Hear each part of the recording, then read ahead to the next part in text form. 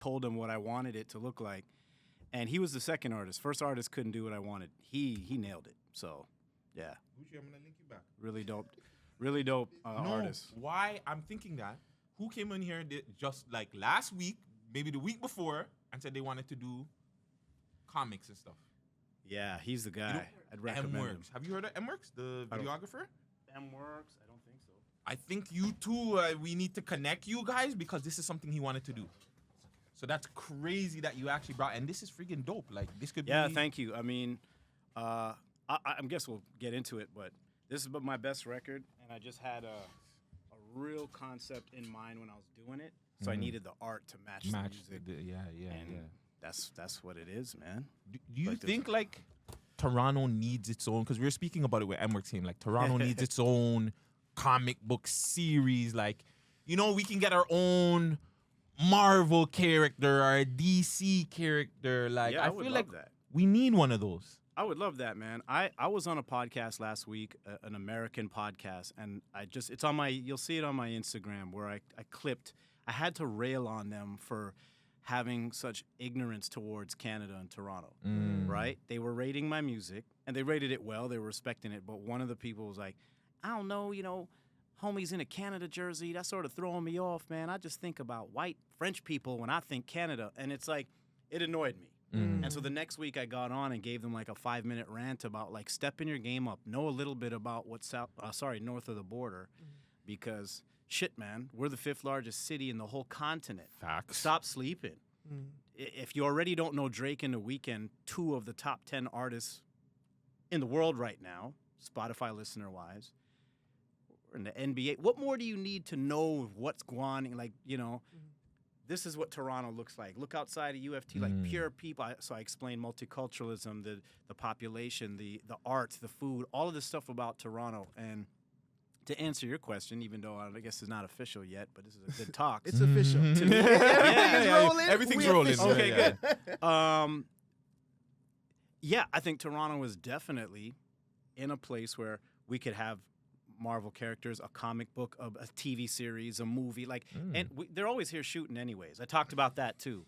So why not make Toronto, and some movies do this, not a lot, but Toronto is the actual location. Yes. Make Toronto important enough, big enough, respectful enough that it's like, yo, you can know enough that it is exposed via whether it's fiction or real, movie, television, comic book, stories, novels, because there's so much going on here, man. Facts. There's so much comes from here, you know what I'm saying? Not just Toronto, Canada, but so much going on here that it's like, how you don't know still, how you're asleep at the wheel going, you don't know anything about Canada. They introduced me from Canada. I was like, yo, I'm from Toronto. Yeah. I'm Canadian, but I can't talk to you about what's happening in Vancouver or Halifax or Montreal. I'm from Toronto, man.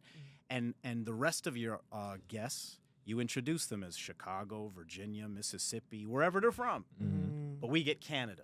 Like, they don't know the difference between Toronto and, so I had to get them up on game a bit. And I would say, of course, to your question, because shit, man, top 5, bro, in the continent. Like, wake up. Anyway. But do you think it's our fault that we've allowed it to happen like that? Like, we don't embrace each other. Like, me and him stress it so much. It's like the embrace, like, we'll see Americans will say something is not cool over here, so we'll say it's not cool. The accent, 100%. They don't like it, so we don't like it. Do we need to just start saying, okay, you know what? This is who we are. This is what we are. Yeah. We need to embrace it and push it, whether or not you like it or Yeah, not. absolutely. We need to be proud of ourselves. We need to represent something that's different than everybody else. Like one of the. It's funny. Like, I'm a big baseball guy, so I'll see. You're wearing socks, which doesn't bother me too much. But when I see a Yankees, I actually get cheese. Like, people. Listen, me too. Right. Me too. I see you. Like, I see you. like, So I'm a big Toronto repper, right? Like, I've got on Maestro, Classified, certain mans who've walked, in a Yankees hat, and I'm like, yo, and I gave them the business. Yes. Because as we were saying, man, like, there's enough here, of course, to be proud of, to represent, to acknowledge is different. We stand alone outside of other American cities and, of course, from other Canadian cities. Like, one of the things that makes Toronto so great is how big it is and how multicultural it is and how many food alone, bro. I have like American and English cousins who visited, and we go to the grocery store like, yo, you got every spice there is, bro. You can get ackee in a can here. Like, they can't even get no ackee. My mom makes ackee and saltfish regular. I'm like, yo, you guys don't have this? No, because they're from Florida or Georgia, or these places where they think that's where it's the place to be. But they don't have what we have. So we have so much. We should be proud of it. We should be repping it. And I want to answer your question. Yeah, part of it is our fault. I respect you guys. I want to just officially thank you for bringing me on the podcast. Because thank you for coming. Because, bro, there's a lot, straight up, of people in your position, people who are media personalities, podcast hosts, etc.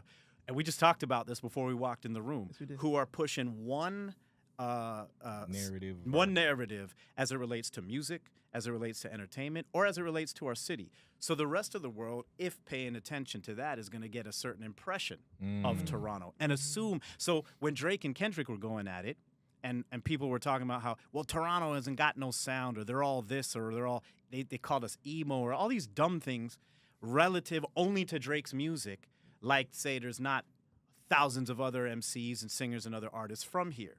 If anyone knows anything about Toronto, they would put respect on a city that for the past 3-4 decades have been putting out music that is like Caribbean influence, that is lyrical, that is street. So you could mention everybody from Ghetto Concept to Cardinal Official and get different sounds from this city. Harder sounds, reggae influence sounds. I'm part Jamaican myself. You're going to hear that in my music. Toronto is that and so much more. Yes. So to pigeonhole it as one thing is a problem. And if you, not just you guys, but anybody who has exposure to the rest of the world via a broadcast like this, a podcast, then yeah, you're not doing your due diligence and representing your city if there's only one thing you're representing and letting the rest of the world think that's all we're about. So yeah. Before we get into like a quick intro, you said about the sound. Yeah. Because we go with this whole thing too, I don't feel like Toronto has a sound, but I don't think it's a bad thing. I think it's a bad thing when...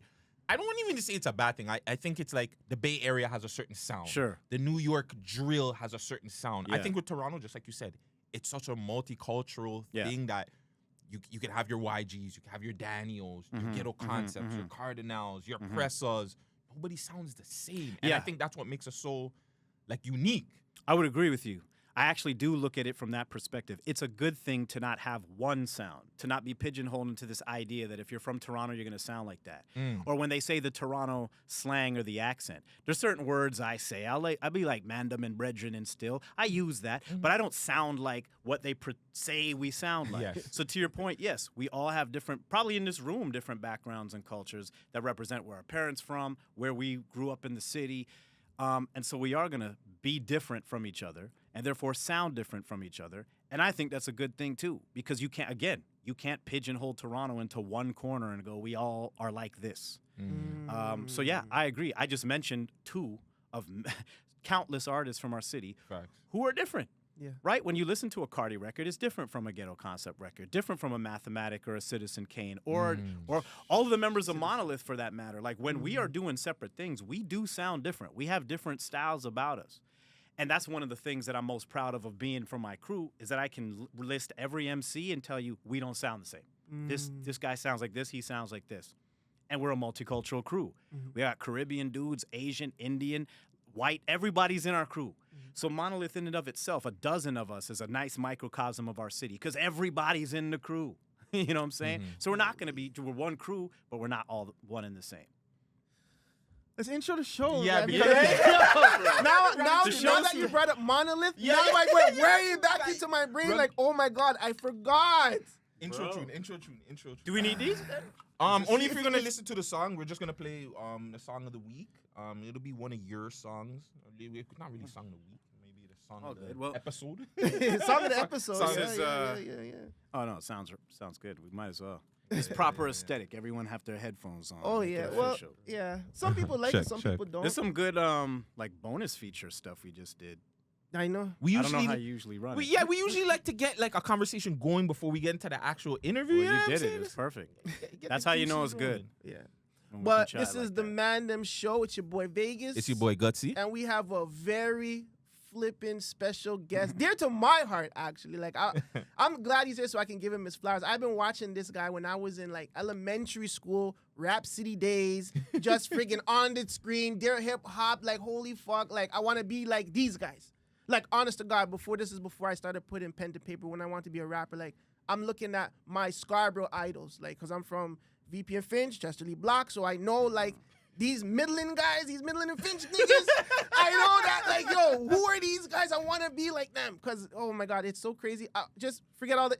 Danny O is in the fucking building. Big legend, big icon, big Scarborough fucking ambassador. Yo, bro, he got an album, too. And it's on vinyl. That's right. And the cover is fire. Fire. Big respect. Yo, thank you, man. I think that was my favorite intro of any interview I've ever done. You know, I'm telling you, it's from the heart, really dog. appreciate It's from the heart, bro. Like, you don't understand how important. And we'll get into the media aspect of our government, but like Rap City, what's his name show? The Dread Show. The Mix. Extend the Mix. The Mix, yeah. Like, you know, even Much Vibe when it became Vibe. Yeah. You don't know how important those platforms were to us growing up. You know what I'm saying? Well, I was with you. I was right there with you, watching those shows and growing up watching Master T and Michael Williams on Rap City, Soul in the City. Before there was even a Rap City, it was Soul in the City. No way. And in fact, one of my first introductions to hip hop and certainly hip hop music videos was on a special edition of Soul in the City, which was the only black music show that was on Much Music at the time. We're talking about late 80s. And Michael Williams did an all hip hop special on Soul in the City, and this was before Rap City finally existed on Much Music. So I have those things somewhere on VHS.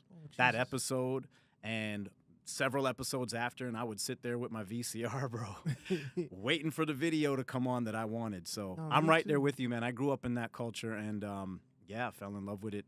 In thanks in part to those dudes who presented music videos on TV. So it was a blessing when I finally got on there. That's what's up. So I appreciate that love because I was right there with you, loving all that stuff we were watching. I'm telling you, man. First and foremost, mental health check. How are you? How have you been? Respect. Where, you know what I'm saying, where's your mind at? Like, you know? Thank you. Yo, that's a dope question to start things off, man. I will answer by saying really good, especially considering the fact that I just wrapped up. I'm going to shout out Heal and Next Generation Arts. I teach hip-hop songwriting, and I've been doing that for the past 17 years or so. And Next Generation Arts, a Scarborough-based arts community-based program, just wrapped up our third Heal project. And Heal is all about helping people overcome their personal traumas and life, hardships through poetry and songwriting. So I've been blessed to be doing that. And on a personal level, yeah, man, we're in the month of September, and I know that this is an unfortunate anniversary for my family because I lost my dad in September of 2017. So I was recently having this conversation and having a mental health check-in because it's an important question that you ask because this is an important thing for us to all do on a regular basis. We should be doing this. Check in, like how's things going? Because sometimes it's not all great. And through doing these kind of check-ins and conversations or whatever, you start to realize, I was just telling someone today because she just found out a friend of hers' father passed. So it brought up thoughts of my own dad, and that was the conversation. And I said, a lot of people use words like heal or getting over it in time, when the truth is you only grow around your pain so that you learn how to deal with it in ways that you didn't before. Before losing my dad, and it was tragic, I didn't know how to deal with it and discovered ways. Not all of those ways are good. We'll get into it, but I shout him out on the final song of this album and my latest single, Sober Sunday, by expressing that as opposed to drinking away the pain, right, which is sometimes what we do. We find substances to help us cope. I can rely on loved ones and family to be able to say, yeah, I have the support system I need to push through. So thank you for asking, and it's been going well because I have that mindset. It's also a thing where we don't, like, the street community or whatever, just our culture, we're not supposed to talk about the trauma. We're supposed to just, especially as men, we're just supposed to get up, deal with it, and move on. Yeah. So it's good that, you've figured out a way to deal with that and handle that. But not only that, like you're giving back and letting other people know to how to deal with it in other ways, not just No to question. go to the substances or whatever they may deal with. So. Exactly, or violence, and that's another topic on the Vigilante album, because what we do, all it is pretend. When we're on the Man Dem show, so when the Man Dem act like they're all tough all the time, it's a front, because we're all humans. Every one of us cannot escape the fact that sometimes we're gonna feel like shit. Sometimes you're gonna feel sadness. You're gonna be vexed. There's different reasons you're gonna feel this way. So how you deal with it, you bottle it up. Oh, be a man. Don't cry. Don't this. Don't that. And then what happens? Rage. And Man Dem are on the street shooting each other out of rage. That's still an emotional response, right? So no one is so hard that they don't feel, right? If you were really hard, you'd have no feelings. Nothing would trouble you. But the fact that you react in some cases violently or through substance abuse or what have you is an improper reaction to your pain. And I say improper only because it has negative outcomes almost all of the time versus healing. Know what I'm saying? That's a fact. That's a fact. Yeah. Hold on. Go ahead. Let's do the song. Okay. Let's do the song because okay. he did bring up Sober Sundays. You know what I'm Word. saying? Out right now, everywhere. sir. I believe YouTube, all that. Everywhere you're streaming music, it's on the Vigilante album, and the new video just dropped a month ago. All right, Yes. so let's run some of that for the people. That Let's really go. quick, all right? Sober Sundays featuring your boy Socrates.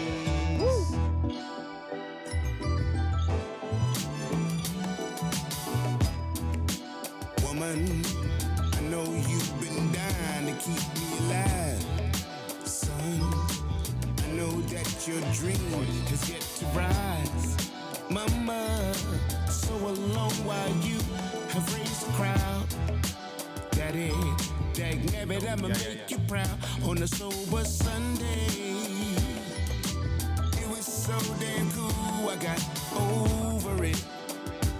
His hooks are so like iconic. Yeah, he's amazing. Are you a guy that like hears the beat first, then process the song? You have the song in your head first, then like how Yeah. do you? I would say almost, not 100, but almost 100% of the time the beat comes first. I feel like the beat helps determine what it is the song is about. I've long said that I can rhyme over any beat, but not every beat makes me want to write a song. What the song is about is often determined by the beat. So, for example, this one, I will say, though, is the one and only song on the record and one of the only songs in my catalog where I let Sox take the lead.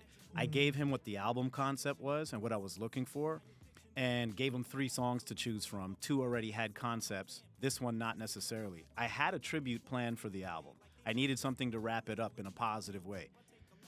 But he took this and blessed it with what you heard, and I was like, okay, Sober Sundays it is. And because he brought up the mother and the father in the first verse, so I said, okay, and his son and his woman. I said, I'm going to go with mom and dad in my verses. And it's the only song where, like I said, chorus came first, then me. I wrote everything else on the album before they had any choruses. Every song was called like the social media song, the racism song. They didn't have titles until the hook, except this one. And Socks, come on. What can you? Your next album, you got to do that though. The Yeah, racist song, yeah, the that would be sober sick. song. That would be sick. Like writing, like yeah. your song title should be the concept of what you were writing on your paper and stuff. You still write on paper and pad, or you on your phone? That's a good question. No, on a computer. On a computer. I said, yeah. So Laptop? No, not a laptop. I hate laptop keyboards. Yeah. I write every day. I actually also work as a content writer, and I'm always typing. Yeah. So I was a pen to paper guy forever, up until maybe a decade ago. And to this day, when I teach my songwriting classes, I still teach what I do. I would write the alphabet out on a piece of paper and then just bars all over it. And thinking of a word, and I look at the letter, word comes to me, and I just have this pattern of like putting stuff on paper and connecting bars. And then I would take that and write all the bars out. Now I do the same thing just on a computer screen. Put the alphabet, same process. I know what the song is about. I'm playing the beat. I get up on my feet like the song's already made, and just stuff comes to me, and I'm typing it out and copying and pasting. Nope, that doesn't go there. Let me fix it. So it's the same process, except yeah, I have it all saved on the desktop now. That's crazy. Yeah. That's a crazy, complicated way to write songs. I won't even lie to you, dog. Like, Yeah. I can't write like that. I might be a little weird about it because I told you I was kind of getting nostalgic walking in here because I didn't come here. I went to York U, but I was an English major. So most of my work was writing. So I wrote essays.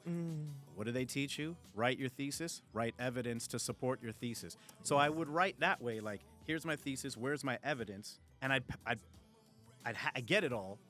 And then I'd like put it together like a puzzle. I have everything I need. I just need to write it out now. So I kind of write songs that way. It's like I know what the song is about. Some bars I already have saved in the phone, things I thought up here and there in the shower, wherever I was. Oh, yeah, that's a good idea. Now I have it all in front of me. Put all the pieces of the puzzle together because I know I want to say this. I know I want to say this. Oh, I just came up with something that goes great with that. Let me stick that there and put this after. And that's just, I write the same way, whether it's a song or, like some prose that I'm writing for a website or something. That's crazy. Hold on, I just wanted to play something about your verse. Yeah, respect. When I heard this, I was like, yo, Daniel. You still got it. Yeah. I'm in a brutal fight, refusing to understand how my moves get me nowhere like I'm doing the running man. Spanish for the bravado reminds me days I don't take off like Apollo. There's always air to inhale tomorrow. To be a Ferraro means to survive all attacks. Even when being shot down feels like a knife in the back. Help me to not approach struggle in a vex way. And know you can't plant a seed and expect a tree the next day. Instead of sipping away my sorrow with a bottle, I'ma call out my success and you're my model. On a sober Sunday, it was so damn cool, I got over it. I really wish you guys put this out like in like June, man. Like this is a perfect summer tune. Like we could have played this on the 100th episode. Like at the beach. Yeah. Oh, this is a vibe though. All right, Daniel, but I know the writing process wasn't like that all the time. Like going back to my favorite record forever and ever and ever, and I'm not even going to play the song because I want you to perform the song. You probably hate To performing perform it. You probably hate it. Is this the instrumental? This is the instrumental. Hip hop. I love you till I die. To taste the grace of your embrace, I will try. My mission is to utilize my skills on the mic to rid you of the losers, abusers, and stereotypes. Come on. Dear hip hop, what is the state of your condition? Niggas be dishing fiction, making my decision a mission to rhythm from the planet. Cause my tracks hacks the whackness. Raps, they flap is drier than habitats of a cactus. Fact is, I'm raw skilled, cause God filled me with the spunk to be so fat. Rappers need an elevator to keep up with me. My objective to be selective with my projections to carry her beyond the barriers of new dimensions. Yo, help me slit the slack bros with whack flows. I pack blows to crack foes, sweeping your reach from plateaus. Perfect. With senseless scripts, the lips is paraplegic, while the level of my lyrics leave the legion with lesions.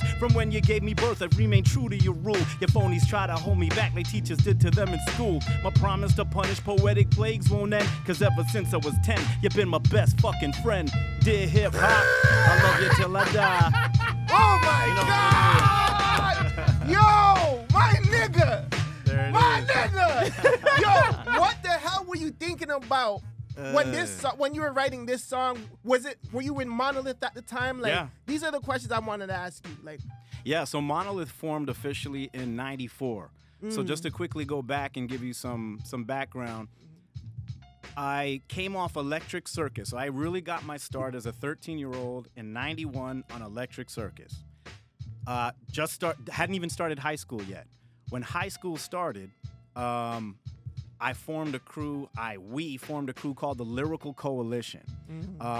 Just with Man Dem in the school, like that I know there were other MCs there, and we would see each other at assemblies and we'd watch people sing or play the trumpet. We're like, man, we should be up there, bro. And hold we on. just What school? Lieberman? Francis Lieberman. Yeah. My God! Shout out to my Lieberman! Yo, I knew I liked this guy. I went to Lieberman too. I Word, swear to God, I okay. went to Lieberman 1999 still. Really? Oh my God! Yeah, but go ahead. we were gone. So okay, so 91 to 96.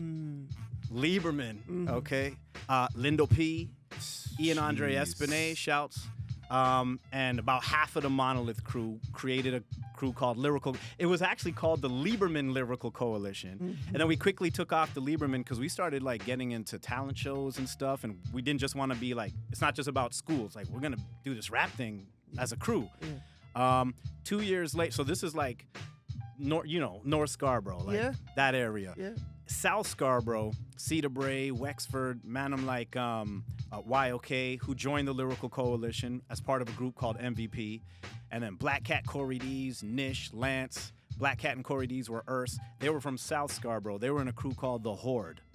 And we met, and I'm trying to remember how. It might have been Grimace and Corey, but two of the dudes met and just like formed a bond and then introduced us. So they'd come up to Lieberman and we'd meet everybody. And so The Horde and the Lyrical Coalition became one.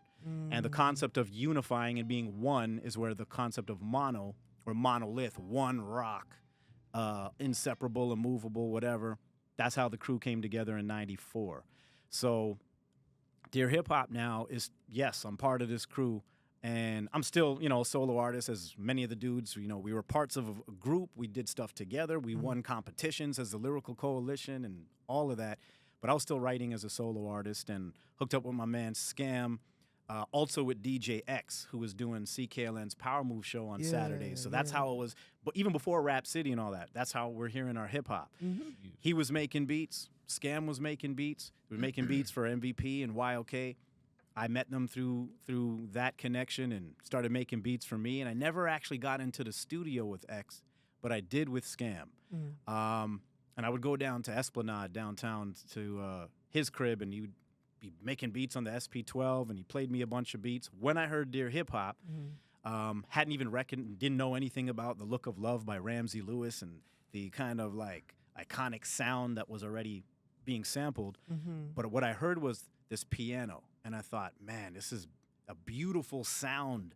I love this piano. Piano always somehow is an emotional sound. It makes me feel something emotionally. So I thought it was a love song, but I was 17 years old. And I wasn't really in love with anybody. I didn't feel like it was that kind of love. I'm like, what do I love? Hip-hop. So I decided I'm going to write a love letter to hip-hop, and then changed my mind and said, I'm going to make it more like, as I say, brethren. I called him my bro, So I'm reaching out to hip-hop as a friend, almost like the mental health check-in you guys did earlier, because in the 90s, as you guys might remember, is when hip-hop, you guys are a little younger than me, but when hip-hop started getting popular, and it was a kind of sound that wasn't really favorable with the underground heads, so hip-hop's kind of going in a direction that it's getting more popular, but the real MCs aren't getting the shine they deserve, and I felt I needed to speak out on that. And I think that's why a lot of people resonate, or still why the song resonates with so many people today, is that it's literally a calling out of the losers, abusers, and stereotypes of hip-hop culture and what we're trying to save and keep pure. And so, thankful that represents my first song, because people still love it to this day. And just a quick side note, the Dear Hip Hop song, I in the same session, I do another song with Scam called Constipated. Now that record, That's not out. oh yeah, of course, it's it's on the out? album. It's like from the 90s. Yes, the Dear Hip Hop album is out and has all my songs from the 90s. Okay. Constipated is a song, it's about time I drop my shit. It was all about I never dropped no shit yet, because the whole album is about I never put out a record before. I have a song called Incarceration. I'm trying to get out. Like, it was all conceptually based on being this MC who wasn't getting no kind of love, no shine, and never put out a record. So I recorded Dear Hip Hop and Constipated. And when Rap Essentials, shouts to everybody from Beat Factory for putting me on, because when they were looking to license tracks for the album, I had those two songs recently recorded.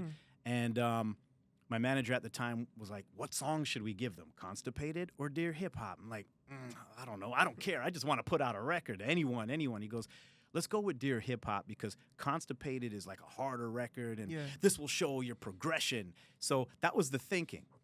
Meanwhile, Dear Hip Hop became iconicized in this classic, which is great, because I'm known as the Dear Hip Hop guy and not the Constipated guy. Yeah. Because that would have been a different story. Oh, man. Yeah. Yeah. It would have papoosed you or something.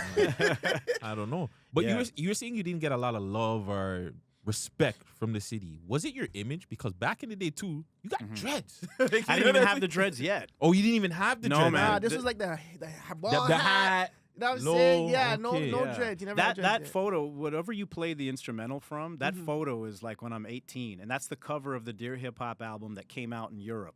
It was, and that was like 2014. So it actually never had come out until then, Yeah. right? It was just Rap Essentials, just one song on a compilation. And it wasn't that I wasn't getting love. It was just as a teenager, writing raps and watching Rap City like you guys, you're like, yo, that's what you want to do. You want to put out videos. You want to go on tour. You want people to buy your record. I had almost no knowledge of the music business, what it was like. You know, we all assumed back then somehow a record label's got to sign me. yeah. You know, we weren't independent like we were today. Yeah. And we didn't have the internet. We didn't have streaming. We didn't have YouTube. There was none of that. So you're not out until some record label puts you out. Yes. And that's where the angst was. Is like I deserved it because our whole mindset was like real MCing. That's what the Lyrical Coalition was about, what Monolith was about. I talked about being on Electric Circus. As a 13-year-old, I was just doing my best Big Daddy Kane impression. The song was called Can't Test Me. It's on YouTube. You'll see me performing at 13 because that's all I knew. Like, can't test me. I'm the best rapper. That was all the content of every song was we're dope MCs. And Hold on. Yeah. Sorry. Yeah. How the hell did you get in at 13 to Electric Circus? I know it was a big person thing. Like, Yeah, it was. It was. They had a contest, an LL Cool J rap-off contest. wow. Now, and all you had to do was submit a song on cassette. Jeez. Dating myself, but I don't business. It's true. And they chose. So here's the thing. Electric Circus, as you guys know, was a dance show. Yes. And if you don't know, it was a dance show that was on Saturday afternoons on City TV. And people came and danced. They played music videos. And a lot of it was dance music, like house. And pop. Techno. Yeah. Some R&B and some hip-hop. And eventually, as they got more and more hip-hop friendly, you'd see performers like Maestro Fresh West. I discovered Maestro on Electric Circus. He performed Let Your Backbone Slide, and that's how he was discovered. A few years later, they did this contest. MC Hammer was coming to town, and they were giving away tickets. I didn't go into that contest, right? But the dude who won it, a guy by the name of Frank Morrell, ended up putting out a music video months later. So when they announced the LL Cool J rap-off contest, shouts to LL, still going strong. Yeah, I know, I'm right? like, yo, not only do I like LL better, but my whole objective was like, the last guy got a record out now and a video on Much Music.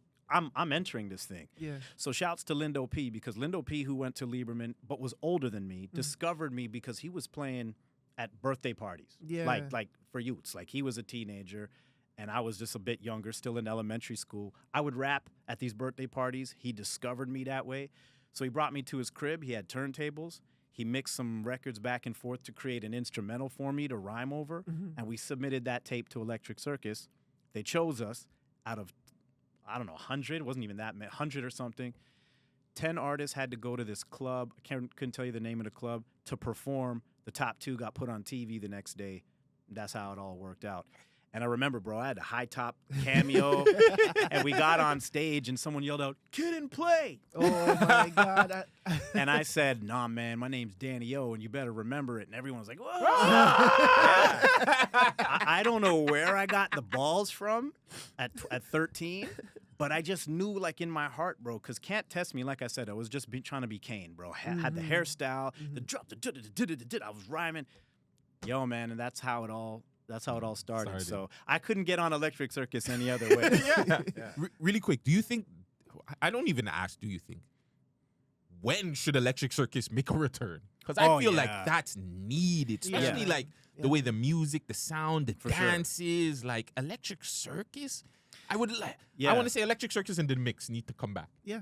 Yeah, it would be great, man, because that was the era of music on television. Yes. Right? Like, we're so used to just everything being on YouTube now, and we can stream anything we want. I tell my daughter all the time, my daughter's 10 now, and although she's a very smart and intuitive young girl, she knows because of her daddy about records, tapes, CDs, VCRs. She gets that these things existed, and some still exist. But she also, of course, watches a lot of Netflix and has a playlist on Spotify. So to her, she understands that you can watch or listen to anything you want anytime by pressing a button, but has a respect for the fact that it wasn't always like that. We had to go somewhere to buy something and bring it home and play it. So having music on television for a lot of us was like how we even knew a song was out, how we knew a record was out, how we got introduced to an artist. Also, why I think it would be dope to bring Electric Circus back is it brought back, like, parties. Like, do people go and want to dance instead of hang up on the wall or just try to find a thing? Like, dance and have a good Facts. time. Enjoy yourself. Enjoy it. Yeah. And that's what was good about Electric Circus is you saw a lot of different people. We talked about the multiculturalism that is the city of Toronto. Yeah. That show had everybody on there in different outfits doing different dances to different types of music. And that did make it cool. And when, like I said, when they like welcomed hip hop, it set it off. Like, blew up. I owe that show. Like, it really was my start. That's so You crazy. gotta Yeah. find like the creator or somebody at that show and interview them. I know. That would be nice. Wouldn't it be like? Yeah, we'd have to figure it out. Was Monica there when you were there? Yeah, absolutely. remember? You Yeah, remember her? bro, yes, man. She introduced me. I love Monica. Monica, That was the- my grandma's favorite TV person. God bless her soul. For Like, real. Monica was like every time like, oh look, Monica, she's so Yeah, good. Like, Monica, George Lagagenis, Yeah. and Tarzan Dan were the three Oh my people. Ooh, Yeah. Tarzan Where's that Dan. guy? Holy. Oh my God. He shouted me. We talk once in a blue on social media. Mhm. I don't know if he was out in Calgary and is back here, or if he's still in Calgary, but he's doing radio. Okay. Yeah, Okay. and I think Monica's in Vancouver. To I know. my knowledge. She left to Vancouver a long Yeah, time ago. yeah, I remember yeah. that transition. But We're yeah, actually pissed big- that she left. Yeah, trust. Yeah, she was like a big player out here, man.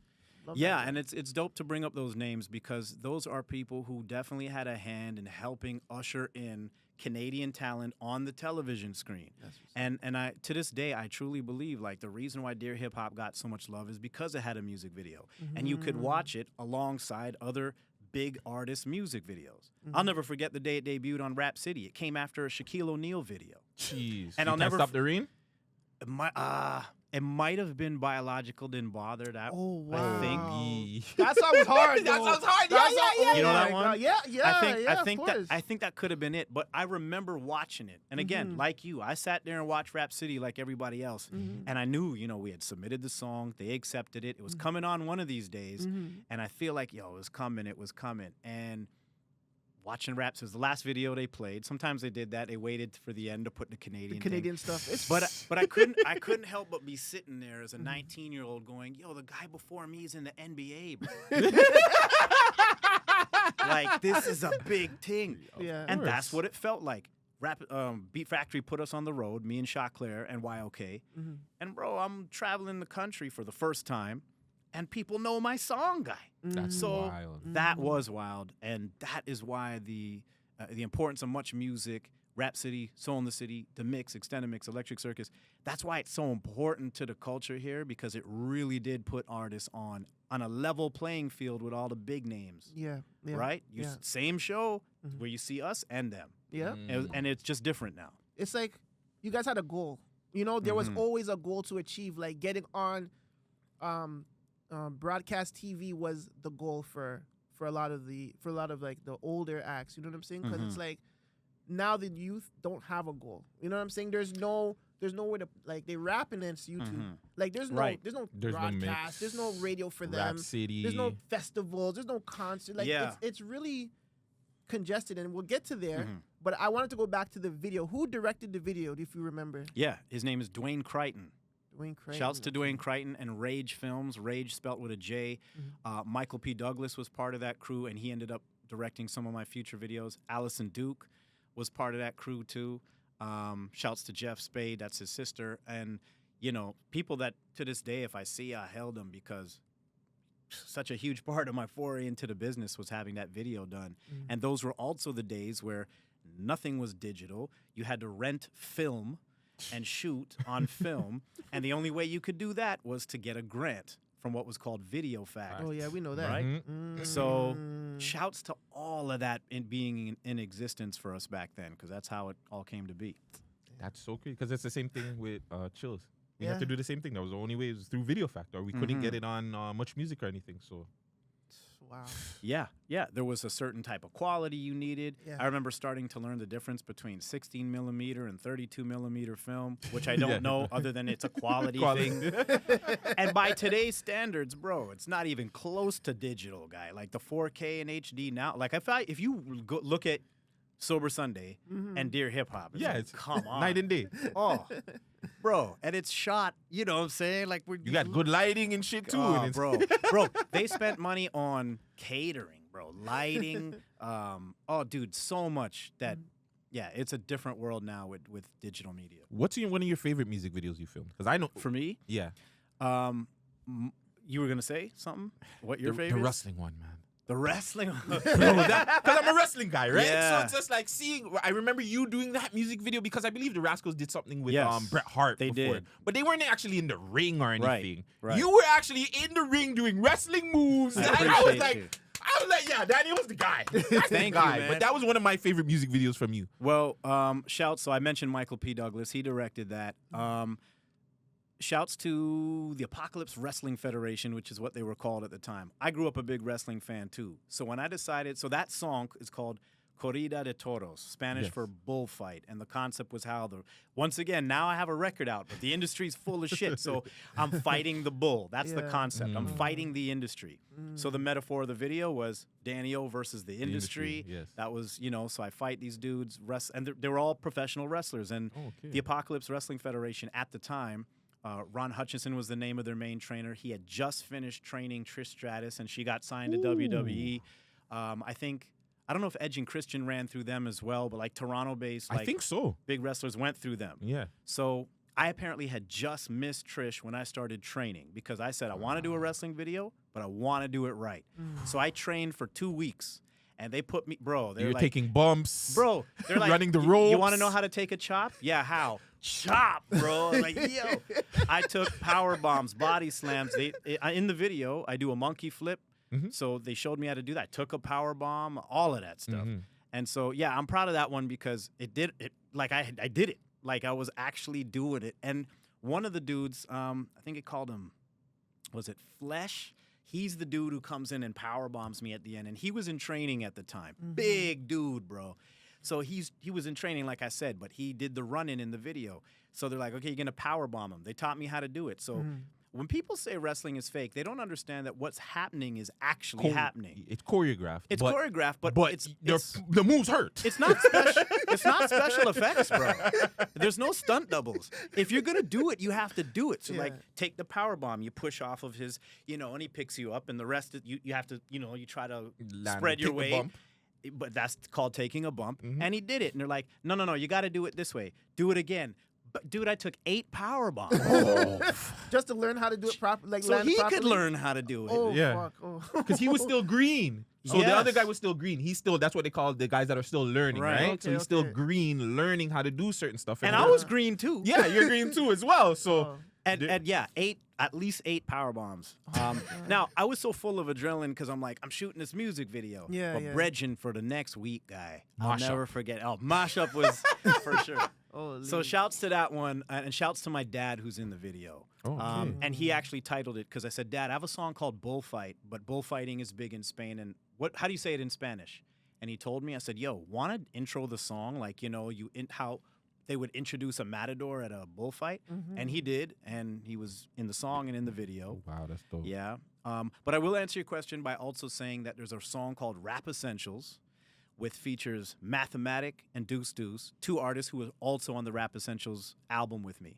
When I did the Dear Hip Hop Anniversary album, which came out in 2017, we decided to sample all 3 songs, Dear Hip Hop, Learn to Earn, and Boiling Point, 3 songs from the Rap Essentials album. We did a song called Rap Essentials, and the music video is all album covers.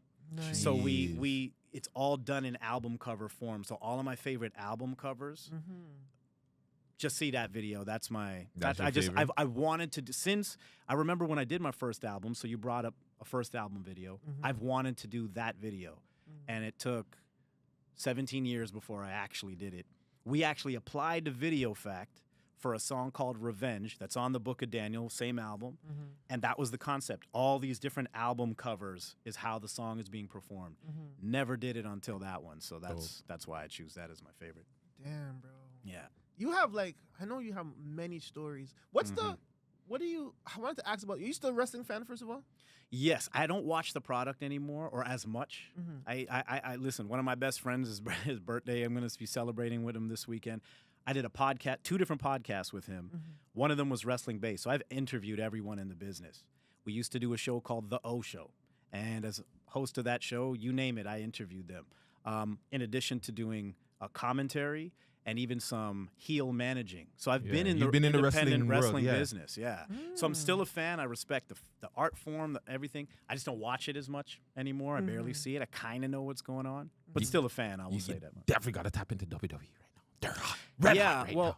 the last time I really paid attention was WrestleMania, and I thought it was Cody a great versus show. Roman yeah, and stuff. I thought that was a great show. Amazing. Yeah. That's dope. Yeah. Now I forgot my question. Oh, sorry. Well, you said it went in. You were starting with, "Am I still a wrestling fan?" Okay, yeah, no, I was gonna ask you, what's your relationship with Monolith now? Oh, they're my brothers. Shouts to my man Parker, aka Spider-Man. He's getting married in October, and I'm the MC. Like that's congratulations. yeah.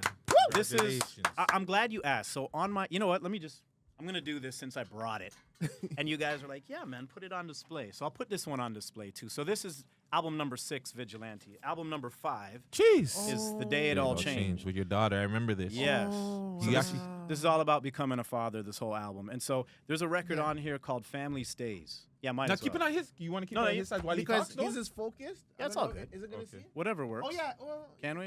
Yeah, you can. It's see. okay. Got your camera right there. All right. So there's a record on there called Family Stays Okay. with Grimace and Charisma, 2 other members of Monolith. I always answer the question this way. And Century, shouts to her, man. Shout out. Yeah, we're My going to bring sister. that up too. She That's my sings sister. the hook, and the hook is, what's going on? Haven't heard from you in so long. We keeping strong. Family stays. I'm not saying the lyrics properly. I never quote it right, but I'm saying the family stays strong. So regardless if you see us doing a record together or not doing a record together, are we still releasing music as Monolith or not? We're still brothers. That is my crew. My man Corey Dees. We just spent the weekend because his daughter and my daughter are besties. You know what I'm saying? So when Charisma got married, I was the MC. When Blitz Equip got married, I was the MC. Now Parker's getting married, I was the MC. So, and other members of Monolith are in the wedding party and they're best men. That's what Monolith is, family. That's dope. So That's the dope. answer is an absolute yes. Nothing's changed from the family department. That is So who dope. MCs your marriage? Yo, the real question is, am I ever gonna get married, bro? Do you even And, believe in that? Man, that's a whole nother podcast. Really? Like so? Yeah, I that's really- a whole. We gotta bring it back yeah, to that we- one. yeah. We definitely gotta bring because he's on. That's my tip. I don't believe in it. But what I will say this: it's not that I don't believe in it. It's no. This is a very appropriate question. So right before there's a song called "Devil in a White Dress." That answers your question. "Devil in a White Dress" is my answer to if I'm ever gonna get married, and the record basically says no because I got the girl of my dreams already. And when my daughter was born, my whole world turned into be the world's greatest father. This is the most important relationship I'll ever have because things did not pan out with her mother. And that's what turned me on this isn't for me. I'm not doing this, man. This is too much stress, too much drama. The divorce rates are through the roof. Every excuse in the world to not do it was the excuse I've been using ever since. I'm not going to, never say never, but that has been my mindset set for the past decade. And I'm not like anti, but if you're happy and you find the one, good for you, bro. Like I'm with you. I'll be at the wedding. Open bar, let's do it. But for me, yeah, man, it's I've traveled a different road.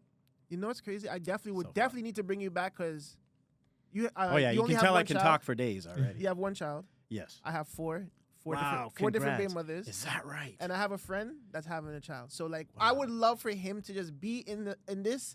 I gotta do a podcast? podcast with you. I got some questions for you. Yeah, you right? You can, I've been telling him we need to break one day. We just need to talk to this guy because he's got. Yeah, How so are you managing that? It's not easy. It's actually hard as fuck.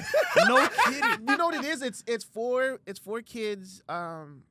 4 fucking incomes you have to bring in for Yes. 4 different people. So like, and I'm a broke nigga, like real shit. Like I'm not broke, but I'm not good to take care of 4 kids. But I'm 4 different personalities of know what I'm child's saying? mothers that you have to deal with. different areas Yes, of bro. different areas, different relationships with the different like, and I have 4 baby mothers too. So it's like every mom and me have a different relationship, and right. some of them are not good, some of them are cordial, Right. some of them are okay.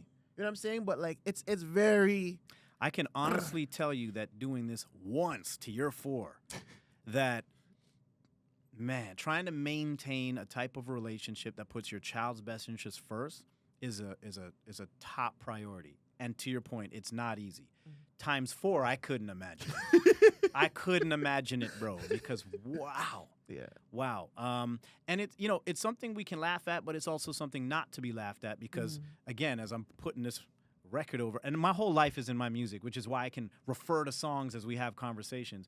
the song also on the album, the Deadbeat diss track, which was the. I saw I that remember one. that. I Yeah. remember. You have a video for I that. have a video for that one, and I love performing that one. And one of the reasons is because I was in the system because I started a process by which I needed to ensure joint custody of my daughter. And I know that the system is it's an uphill battle for fathers because of the stereotype that exists because as I say in the song, here's how whack it is. Less than 10% of men are applicants in family law cases, so the commonplace practices give a mother custody, perpetrating fuckery, robbing children with building of both parents trustfully. Because of all the deadbeats, bro. You got the man out there disappearing, so most women have to take men to court. And if you ain't there for your child, that's the problem that I have. I also have a problem with women who force men away from being in their child's life. That's fact. Children's life. That's Because making it difficult, man, making it so hard, like men begging to be in the child's life and you're turning it into a problem. So, yeah, there's a lot there. So, It's too more much. power to you, brother. I give you all the support in the world, man. Just Thank be there you. for the kids. That's all you can do That's- as best you can. God, this is why I'm 38. No kids. Nope. Pull out game. Amazing. Congrats on that, too. Thank you. Thank know, you. right? Talk about Century, man, because Yeah. that's our sister too. Yeah, I would man. call her like the Toronto R&B street queen. Like Yes. you could put her just like with somebody like you. You could put her with somebody new. Like for how sure. did you guys link up, and what's the energy like when you get in there with Century? She's the best, man. I love Century, bro. I can tell you, I've told this story many times, and I love telling it because it's such a fun way to meet her. I was supposed to be a judge at a showcase, and the showcase started late. So I'm there sitting at a table with a bunch of people. Couldn't tell you who was at that table except her because she was the life of the table, bro. It was she was joking around, clowning around, making us laugh, like really funny, intuitive, smart shit. I'm like, who is this girl? And she's beautiful too. I'm like, who's this girl, man? Turns out she's the first performer of the evening. She's singing. I'm like, I don't need to judge nobody in the showcase. She wins. She wins because her voice on stage is the same voice you're gonna get in the booth. No bullshit. She's real. She's raw. She is like that's real talent. Like Yes. no bullshit. So I told her that day, the day I met her. This goes back to I want to say 20, maybe 15, 16, around in that era. And I said, we got to work. We got to do a record. She's like, yeah, very cool, super cool, chill, down to earth. Said, let's do it. When I was working on this album, I came to her with 3 songs. 2 of them I had ideas for already. One was called Baby Girl, which was just about the love of having a daughter as opposed to the stereotype that men only want to have boys. We only want sons. And so I do a record with Shockley and Rodala, who also have daughters, and brought her that idea and the concept. Another song, Family Stays, we talked about already. I'm like, this is my answer to everybody who wants to always ask about Monolith, and I want to display this. My crew is family.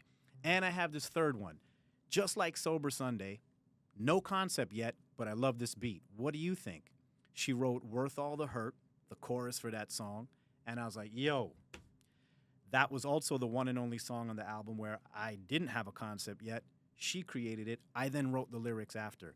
That is maybe... It's in my top 3 all-time Danny O songs, in my personal opinion. I think it's one of the best records I've ever done. Thankful because I love the beat. Shouts to Charisma, A.K. Skiz, Monolith, super producer.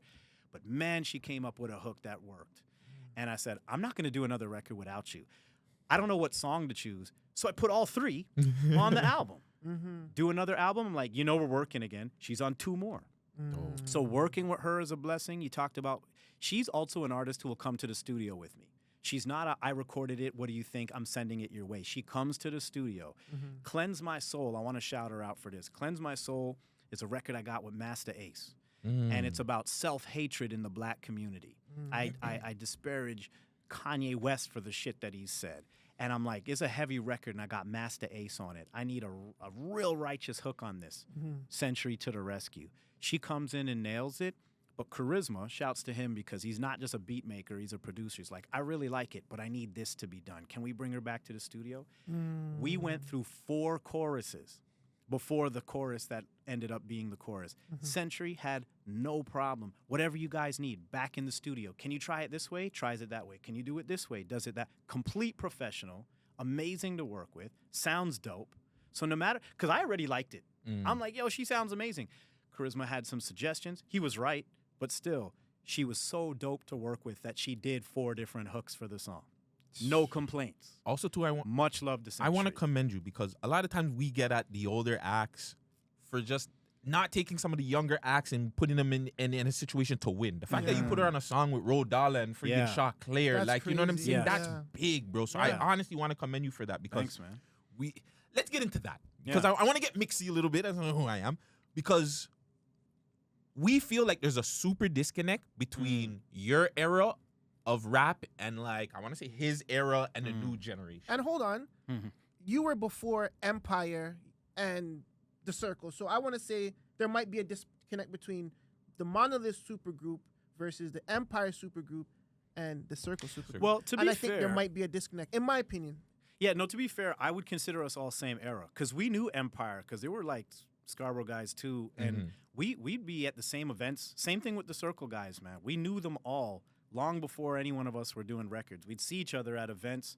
There was this thing called Lyricist Lounge that I remember. There's lots of Lyricist Lounge, but I remember I think Solitaire was hosting it, and we're brothers now. But I remember he's like, "What's your name?" and like Danny O, and he let me rhyme. And then Shaw Claire came up to me, and Shaw Claire had records out already before Rap Essentials.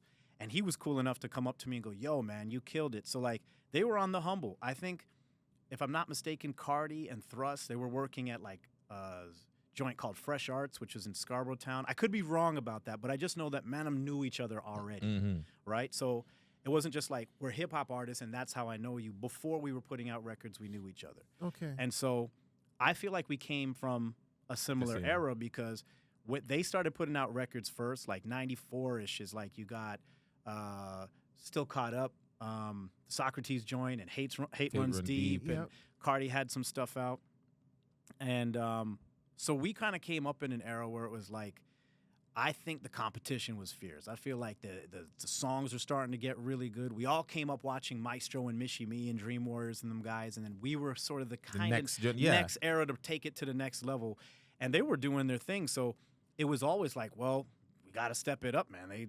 They're doing they got a new video out. They got this, they got that. And so I think Rap Essentials was a big deal because it helped put us out finally. And then we started touring together and we always considered each other cousin crews, Circle and Monolith.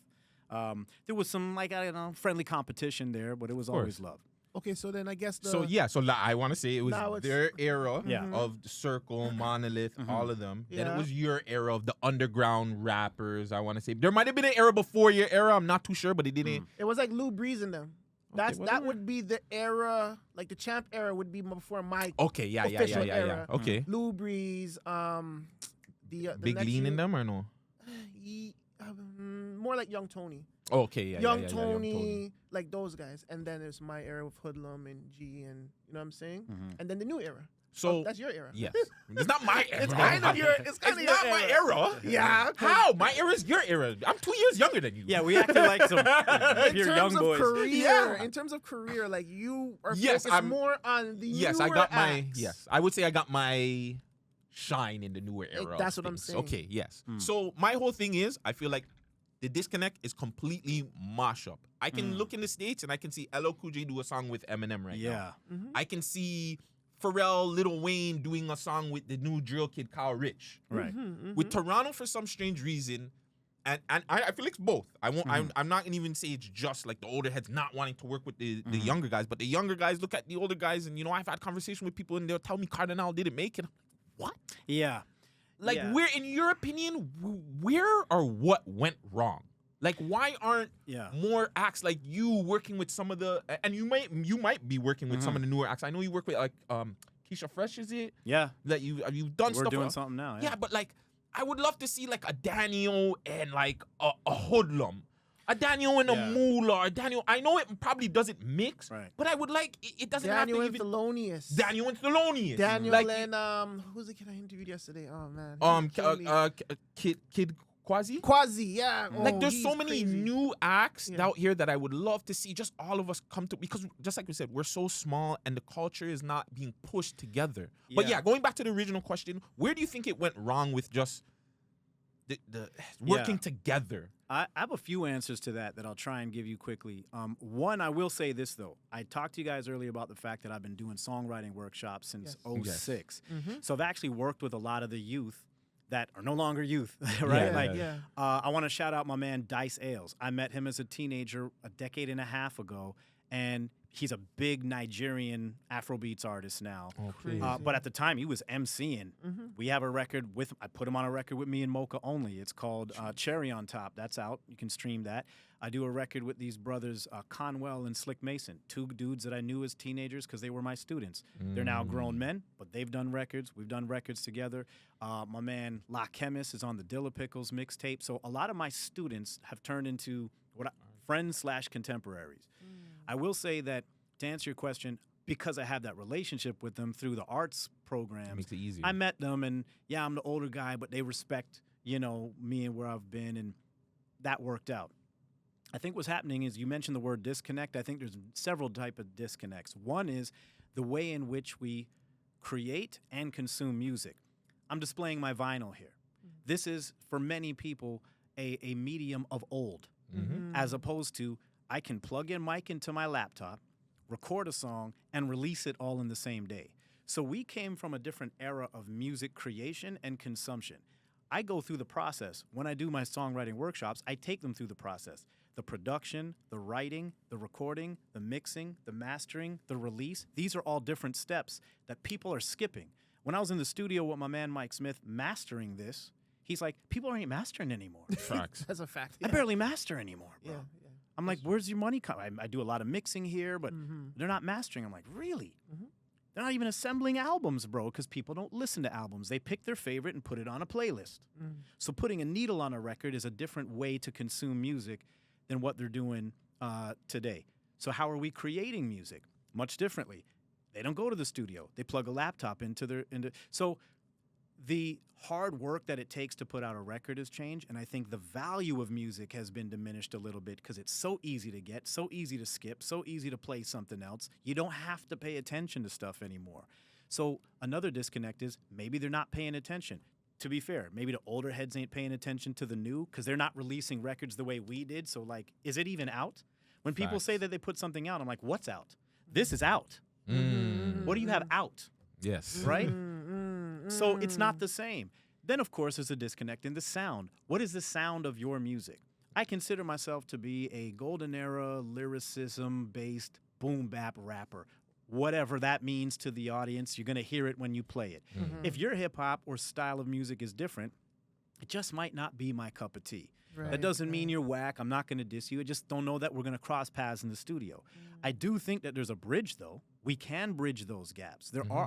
I'm completely open to work. To this day, man, when people hit me up, I have beats I want you to check out, or I'd be interested in doing a record.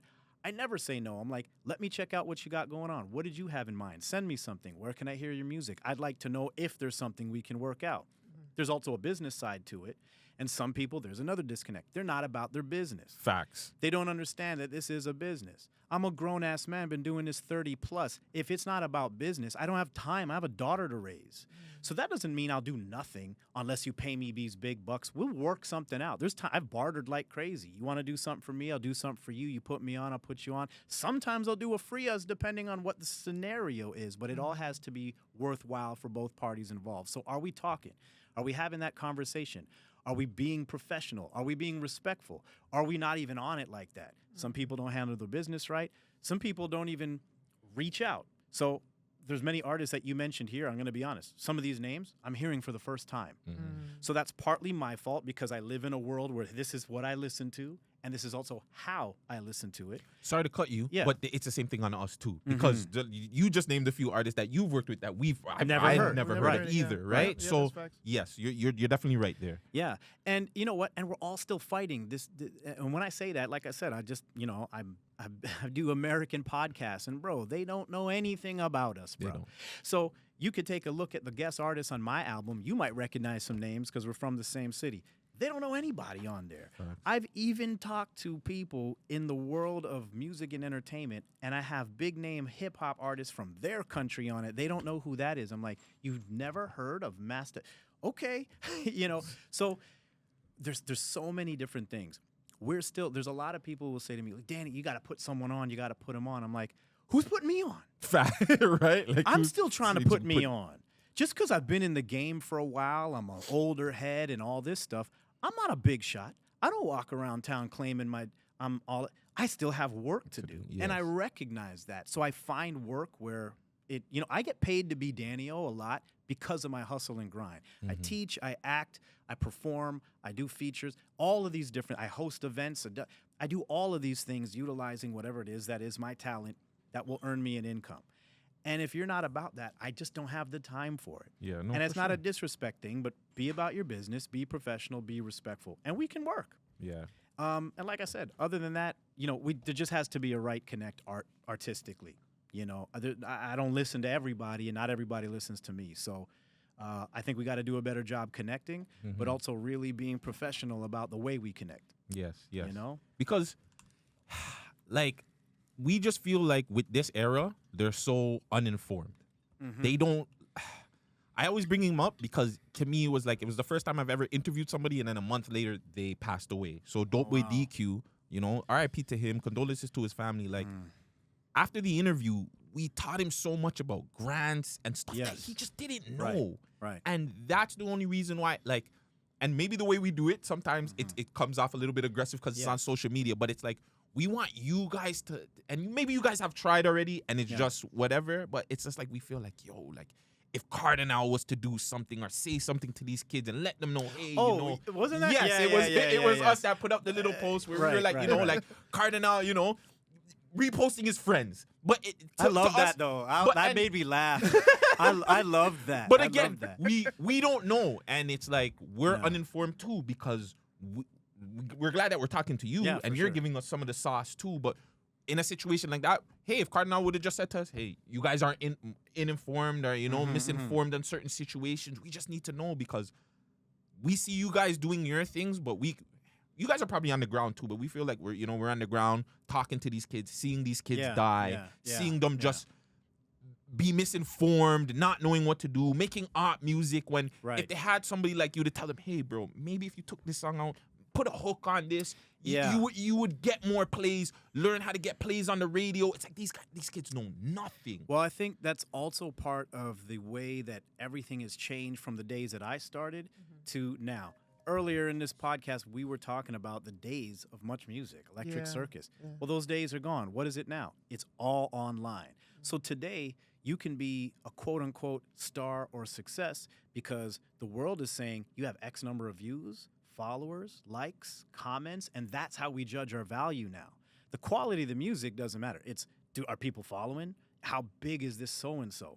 So now the metric is different. The litmus paper is completely different. We're judging people different. If you watch my numbers, I came in an era where I had to learn social media. I'm still bad with tech, bro. Like that's when I'm a real old man. I'm like, what do you do here? I don't know. I'm one of those guys. Yeah. So if you're gonna rate me just on that, you're gonna go, oh yeah, Daniel's floppy has only 5,000 or something. Like that's not a number that's respectable, as opposed to a 33-year career that is something that you can say is still going. So what's the metric by which you're judging these artists? So if you have artists, like you said, who maybe their metric is, yo, man, I got X number of streams, likes, views, or whatever the online equivalent is to respect, but so-and-so, an older artist, or an artist they haven't heard of because they're too, whatever doesn't have that, now they're not rating them the same. You know what I mean? So it's like we have had people disrespect older heads because they're dusty and this and that. Like, what? We've been grinding in ways you didn't have to. Exactly. Right? To put out, as we discussed, to put out a record was a completely different thing than you putting something out. So the grind is different, the hustle, the amount of time, energy, money, all of that stuff is just different, what you're putting into it. So, to your point, I just finished a HEAL program like I discussed with you before we started going. And congrats. At the end of the program, thank you. At the end of the program, we're telling these artists, you guys registered with SOCAN? They're like, what? Yo, Thank you. register. What do you mean? Yeah. So grants, registering for publishing, like Yes. just the ins and outs of the music industry that we grew up on, they didn't. Exactly. We didn't grow up on, I'm posting my new video to social media. They did. So they know how to do it and make something of themselves. I'm still learning, like, dude, you're going to laugh. This year, bro, just because this album was coming out, I'm like, I better step up my social media game a little bit. How do you do captions on videos? I'm like, I started a TikTok account. I'm like, oh, everyone likes this TikTok business. All right. Oh, captions. I press the button. Yo, it works, guy. Yeah. You know, so we're learning things that they fully understand because it's their era to learn. And they haven't learned stuff that we grew up doing. I told them in the program, I'm like, dude, when I signed up for SoCan, I remember filling out a form and mailing it. All you got to do is go to SoCan.com. Yeah. Go online. Yeah. Press 2 button, guy. Yeah. and explaining the reason to do it and all that stuff. So the word disconnect that you use to ask your question is the appropriate way to put it. There are several disconnections, man, where we're just, and we need to build that bridge. Yeah, we So I feel like we can, listen, you guys are doing that. That's why, like, I love that. It made me laugh. I loved it. What'd you guys do? You invited me on the show. You didn't turn it into a us versus them thing or anything like that. This is what helps the culture grow. This is what helps for people to become, I'm learning stuff today, you're learning stuff today, everyone watching is hopefully learning some shit today, whether it's artist names or the fact that they can register for something or get a grant for something. Like, Bridget, on the back of this album is the logo of Ontario Arts Council and Toronto Arts Council. That's how I was helped to complete this record. There's so many artists, including my students, and this is one of the ways I give back, to, like, they don't know about it. It's like, yo, you can get a grant if you put in the work and apply for it, and maybe you'll get funding for your record, which is something that I wanted to do because I did want to press vinyl. I did want to, make sure that it looked and sounded its best. So, yeah, we need to bridge the gap between the eras and do things like this. When you don't know something, don't hate on it. Do your part to learn more. Exactly. Connect. And that was our thing with the post too, right? Because it's not, our post, even though it did seem like we were dissing Cardinal, it wasn't. We just wanted, like, we just wanted Cardinal to, like, shine some light on some of the younger artists, and maybe he has. Yeah. And again, it may be the disconnect from us not knowing that, right? And that's all we want. Like, at the end of the day, for art, like, I just want the city to win. I don't care about me winning. That's why it was good that you did that, though. Because if that's your mindset, I want the city to win, then it's coming from a good place. Exactly. For sure. But that's why I had to respond too, especially because I was name dropped. But I said, it made me laugh. I was like, that's funny. That's kind of funny. But in truth, when he posted the 10, there was 4 of them I had never heard of. Okay. So that's facts. So it's like, I don't know if they're old or young, but I know that they submitted and he liked those ones. Okay. You know what I Fair mean? enough, So, fair enough. yeah, maybe he is doing a little bit of that. And hopefully these types of things will continue. I put out a Barsman challenge and learned of MCs I didn't know either. That's Who dope. decide? So I think that kind of stuff has to continue. So we're all learning more about who's here and what doing this. I think the doing our next step thing. would be like a M-Works thing.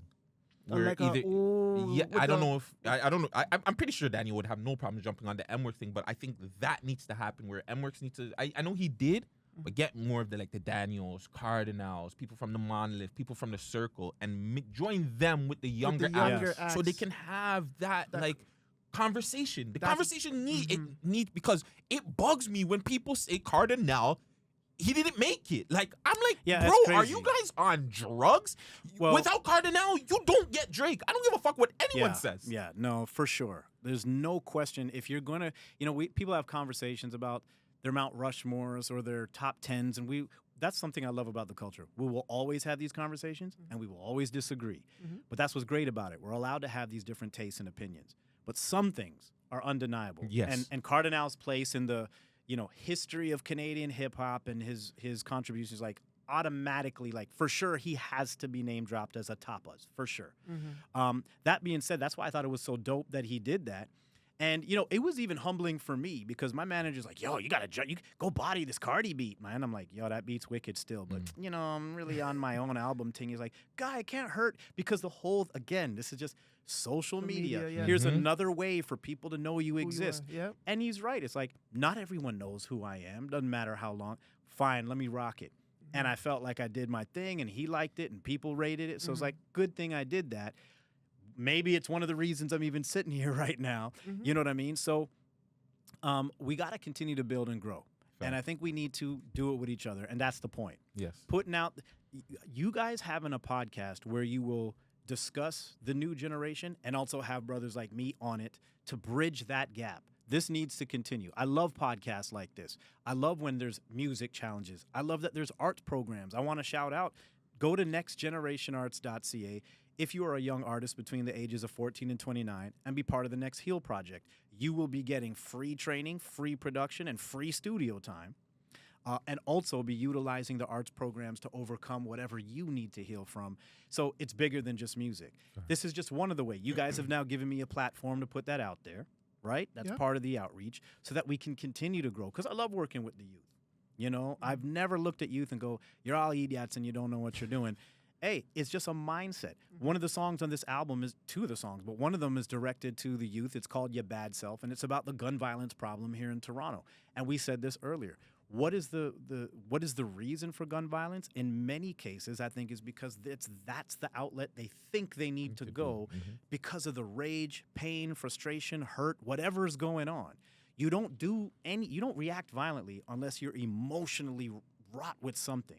And if we have other ways to express ourselves, other ways to get support, we can dumb down the violence among the other bad things that are going on. That's why I'm always in support of, especially like politicians who support the arts. And anytime they want to cut the arts and stuff, I'm like, yo, you don't understand how huge this is. When I started teaching, I thought, nice, another paycheck. And I get to talk about hip hop all day. And I very quickly realized how bigger it was than that. There are kids who come into the program, I don't know, I can't really do this. They have a confidence problem. Next thing you know, I'm working with them. They're doing what I taught. They want to come in and battle next week. And now that changes their mindset. Not about hip-hop, about themselves, about how they feel about themselves. I've taught kids in the Chesterley, all over Toronto and outside of Toronto. I remember when I was doing a Chesterley program years ago, the one youth who was like in the program could sing, rap, play guitar, and everybody else in the neighborhood didn't want nothing to do with it. They were treating it like a drop-in and kind of horsing around and stuff. I was like, yo, I really want to work with this youth. He feels like he wants this, and I want to like support him. He did the project. He was like one of the only kids on the whole project, and I remember pressing up CDs and bringing it to the to the community center, and they're like, yo, he's at home. He got rolled. Someone had thief his jacket, beat him up. I was like, damn. I went to his house. He opens the door. I'm looking I don't see no furniture. Like, it was like some low-income stuff. He's taking care of his infant sibling, and I'm like, man, he's having it rough. And I was so proud to hand him this. I said, this is your album here, man. I'm so proud of you, da-da-da. I'm not saying it was because of me, but this dude today is like this real estate mogul, bodybuilding, social media. Like, he's doing big things. I don't want to put his name out there just because some of that stuff is private information, but I'm like, I'm so proud of dude. And I'm not saying it was me. I'm just saying that having support, having people rally around you, having a community, right? This is what's going to continue to help us grow. We don't need infighting and beefing and gun violence, all the shit, bro. If we support each other, we can turn things around, man. Turn it around. Again, another song. That's what it's about, man. That turn around had Century on it, no? Century, yes. And I consider that the heart of the album because, as you can see on the cover, man, I'm trying to eliminate racism among other horrible things in the world, and that's what that record's all about. It's a racism history lesson and disparaging of the whole concept of hate. I'm going to talk about the idea behind the scenes with his program. But let's talk about Vigilante, man. Sure, man. Let's do it. The project is out now. Everywhere people can stream it, buy it. You know what I'm saying? Hard copy us. We got artists like Corey Dees. We got Bless, Century, as we mentioned, Master Ace, Legend, Hard, Niche, Decisive. Probably one of the best rappers. When I first heard him on friggin' AM radio, this is when AM had a hip hop station. This was before Flow. Decisive, and they put him on. He sounded like Eminem. I'm like, yo, this little nigga is nice. You know what I'm saying? You got Quake Matthews, another really dope artist. Jay Schultz and the friggin' legend Socrates, producers Big Sprox, big guy right there, Charisma. Is it S-Sky or Sky? Like, he pronounces it Sky. And why were the brackets in the I don't know. You know what? That's so weird. I can't diss him. because I'm a hyphen man too. Okay. And But people your- always but misspell. your hyphens make Makes sense. sense, Dan, yeah, E-O. E-O. This is S You're right. brackets KY, like S-Kai. Like, I anyways. asked him. I remember he's Japanese. He's out in okay. Japan. Okay, And I'm like, okay. yo, is it no Sky? Okay. I ain't gonna argue with you. We got Russell Peters and Yeah, this, Russell's on there. big, and you gave your special shout outs to Wordsmith, Shotclair, and Pro Yeah, Logic, another freaking legend. A lot of people helped me do this, so they all deserve their flowers. and it's too. backed by Toronto Arts Council, Ontario Arts Council, and we want to give a special Yes, thank thank you guys. to them Yeah. for sure. How do you Because even that's what they want. How do you even get the drive to still do these? Like, you know what I'm saying? We spoke to Socrates the other Yeah. time, and it feels like, you know, he's still creating. Like, Yeah. it doesn't seem like he's in a box where it's just like, I'm going to put out music. It's like, how can I be new? How can I be creative? And it seems it's the same thing with you, with the cover art, the songs. Like, how, like, Where do you what get is the it in energy? you? Yeah, like, that where do you gives you get that energy to say, yo, I'm going to still I'm gonna come out, put continue. out new music, go on Yeah. Cardinal and freestyle Yeah. over his beats and stuff. I love this shit, man. You know, it's corny, but I said it in their hip hop and meant it. You know, like I love this shit, bro. Listen. Before I discovered hip hop, I wanted to be Michael Jackson. All right. Jeez. Wow. Thriller dropped when I was 5. What do you think I was bumping on the drive over here, bro? Like Damn. I've everything that I fell in love with as a kid, I'm still in love with. Nothing has changed. So I'm not going to change anytime soon. The music is just, someone asked me this question once, did it choose you or did you choose it? You know, that kind of question. I'm like, it must have chosen me. My mom told me I was singing in the crib. I don't remember it, but I was singing in the crib. And I do remember being 5, discovering Thriller and saying, I want that record, because I had like kids records and Disney records, and I played my parents' records, and it was the first Big People record. I got Thriller for Christmas or whatever it was. And to this day, I own maybe 10 copies of the shit on vinyl CD, because Michael is the ultimate in the history of musical entertainment. 5 years later, I discover hip hop and go, okay, I think I can do this. Nah, I don't think I'm gonna do that. I can do this. And so that it just never left me, bro. Like it just never left me. And going through, it's interesting. I was telling someone the other day what an interesting era we live in, because we lived in an era where we've seen the VCR and digital streaming, and like so much technology has changed in the past couple decades. I don't know if technology has ever, in fact, I know technology has never advanced as much as it has in the past few decades. Yeah, Like how long did they have black and white TVs before they turned into color? I'm not sure I know the answer to that question, but I do know that going from CDs to digital happened quick. Going from records to CDs happened quick. It all happened in our lifetime. Quick, bro. This is pretty fast. So I'm saying that to go through all that, you sometimes, listen, I've had my ups and downs. There's a song on the album called Mismatch where I basically discuss, like, man, how down I've been on myself sometimes. Like, some of my real issues have come by way of not even seeing myself as being worth anything. Sometimes my darkest times are just like, there's no point in doing this. But it would be much harder for me to give up than to keep going because, like I said, it chose me. This is who I am. I'm not a guy who raps. I'm Daniel, bro. Like, this is who I am. It's what I do. If I didn't do it, I don't know who I'd be. So whether that sounds kind of corny or whatever, I have to. Everything that I do, I put in musical terms in my head. I once wrote a record called Funk Box on my second album where I discussed how just everything's a song to me. You know, like we'll have a conversation, is like, that sounds like a song. My daughter, I love her so much, is like that. She'll just turn a conversation into a song. So as soon as I have something that's important to me, becoming a dad, it becomes a record. The way the world's turning with respect to, like, especially the U.S. elections coming, right? So we're inundated with these two sides that seem to hate each other. There's racism, gun violence, the way people use social media. All of that stuff was on my mind during the course of the pandemic, where we were all locked down at home watching this shit happen, watching Ahmaud Arbery get murdered, George Floyd get murdered, and seeing these things and having people tell us that nothing bad happened there. It's like, what? I had to say something, and I can't just say it. It has to go into my music. So that's just how I am.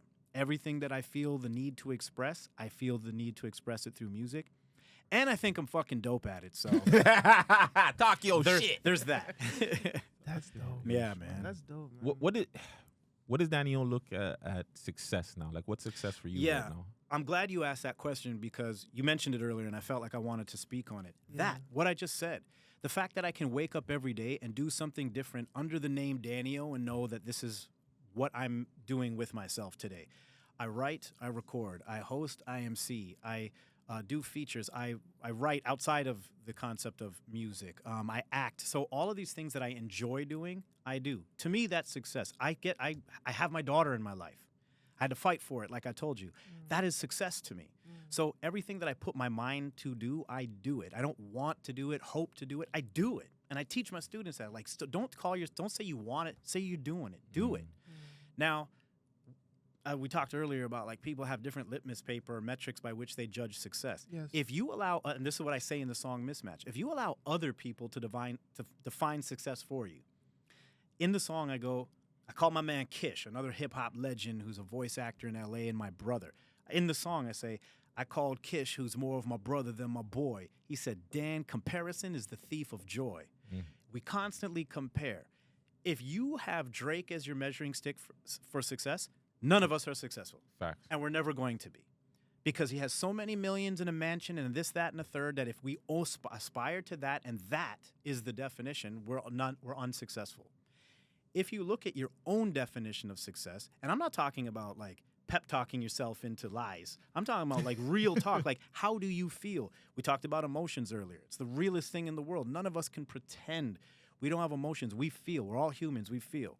It's the same as physical feelings. If you fall down and your face hits the ground, you don't get to decide if it hurts. It hurts. It hurts, bro. And you can be the toughest guy in the world. You come up with a bloody nose, you're going to be like, damn, I'm going to try and pretend it doesn't hurt, but it hurts. So emotionally, we feel. So how do you feel? I feel fucking great because I work and live every day doing what I said I wanted to do when I was 5 years old. I'm not doing it the way Mike did it. Mike was selling out concerts all over the planet. I haven't done that yet. If I compare, I'm unsuccessful. I did not achieve what Michael Jackson achieved. But I'm not Michael Jackson. And when we all wake up and go, who am I? What path am I on? Where am I going in life? As long as I'm going in the direction that I set out for myself, I say it in Sober Sunday. I go, as long as I stay along the path that I was meant to. Like, this is a path that was meant for me. That's what keeps me going, man. Is like I just feel like I'm on the path that I was meant to be put on, and I'm not comparing myself. That's what success is. The fact that you can do what it is you said you wanted to do, and I'm not just talking about music and career here. Life, bro. Like, what do you want to do with your life? You're there for your kids. You're there. What the thing that is important to you? Are you doing that, or are you allowing life to defeat you? I was like that in school. I was a nerd, bro. I was a Dean's List honor roll student, not because I'm super smart. It's because I don't like losing, bro. I want to be good. Teachers, I used to tell them all the time, not them, my brethren. I'd be like, yo, teachers get paid if you pass or fail. Doesn't matter to them. You could fail and have to repeat this class. I don't want to come back here. I'm done. It's like a video game. Did you pass the level? I like passing levels, bro. I like doing shit different, better than I've done before. I've been in competitions. Electric Circus is how I got started. I want to win. Can't test me. I'm the best. That's my mindset. And I haven't let go of that. So therefore, I'm successful. I'm here because you guys have graced me with the opportunity to be on a podcast. If I was worth nothing, you guys don't want me to come talk. No, that's facts. So I like that. That's facts. I like that. there you go. Wow. Yeah, man. Hey, man. 3 decades of amazing And counting, bro. and counting. You know what I mean? You survived 3 wars. Like you said, For like you said in Dear Hip Hop. Yeah.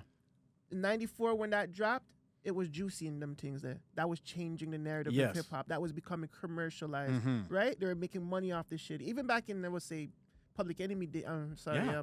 niggas with attitude and shit. Mhm. They were trying to make money off of gangster rap, but when it came to the New York side and our side, it was like juicy and all those soft raps, like, Mhm. this is all a dream. Like, that was your battle. You know what I'm saying? Yeah. Then the next battle was when the Canadian music started to be like popularized and the bling bling and the flashy and the, you know what I'm saying, the cars and the bitches. You weren't even, I don't remember you ever being subjected to those things. You were still doing you.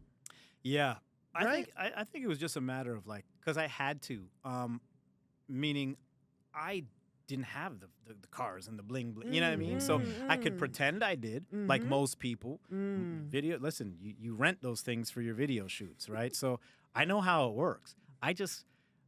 It was a conscious decision that I made unconsciously, if that makes sense. It just wasn't me. In fact, I did a video off my first album that made fun of it.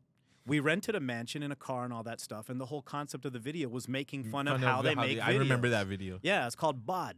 And you know, it's just not who we are. And especially, bro, and I think, you know, we talked about the Toronto sound earlier. I think one of the things about being from here is people know, guy.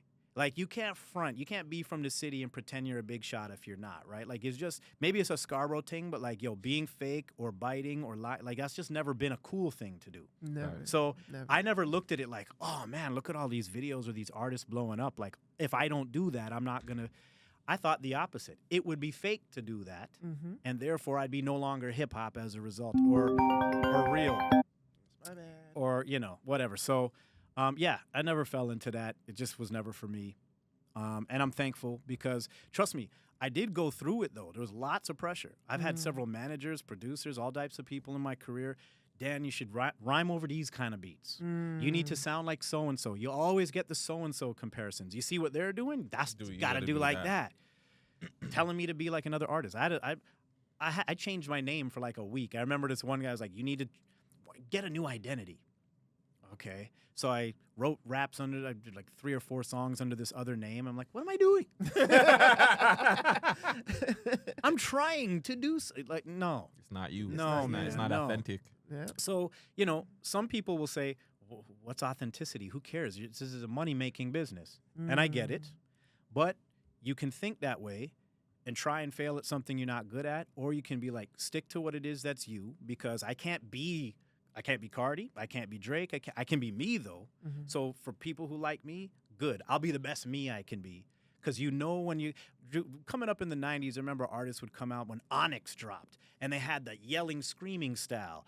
Rappers did that, and everyone go, they're trying to be Onyx. When people went diggity, figgity, wiggity, you're trying to be like DOS Effects. You're trying to sound like Busta. Biting's not allowed. So why be anybody else? Do you? And that's just what I've stuck to forever. Man, we could be here forever. Yes, bro. we could, man. I know. There's more questions in my brain, but I know I held you back 10 minutes too. It's all too late. good. All good. Give your shout outs. Tell people where to reach you. If you're taking beats, give them an email. Yeah, for sure. So first of all, the website's dannyo.com. dan-e-o.com. You can pick up the Vigilante album, all of my projects. You can pick up the Vigilante t-shirts exclusively on dannyo.com. Spell it without the dashes on social. They don't like dashes. So D-A-N-E-O, Dannyo1010 on Instagram and TikTok and those things. You got a TikTok. That's good. Yeah, just for the captions, bro. For the captions. It's just, I don't. That might be the name of the episode. That's it, for bro. the captions. Yeah. For the captions. Hilariously, before you guys will laugh, because if you check my social media right now, as of this recording, my last post is of just one of my verses. Caption, because I figured, like, again, if I try to be a TikTok influencer, I'm like, you're gonna smell the fakeness, like I just finished talking about. That's not me. What am I? I consider myself a barsman. That's a song on the album. That's my definition of lyricist. So what do I like? I want people to be able to see what I've written. I think sometimes we get, you know, really underrated as MCs here, and sometimes when you read it, it's a different thing. So I use the captions, bro, and put out. But yeah, anyway, That's what's up, man. I know what we need. I'm behind the scenes. Close it out. Yeah. Hey, yo, man, thank you guys for coming. Make sure you guys follow Dannyo. Yes, Tap sir. into the Vigilante album. It's out right now. It's your boy Gutsy, Boy Vegas. and we're off of this. big up. You need to get on those freestyle platforms. That was a ton of Yeah. fun. Thank you so much, Come guys. on, brother. That was Like, amazing. You're goated. Yo, thank You're you very goated. much. Yes, but you need to hit up those freestyle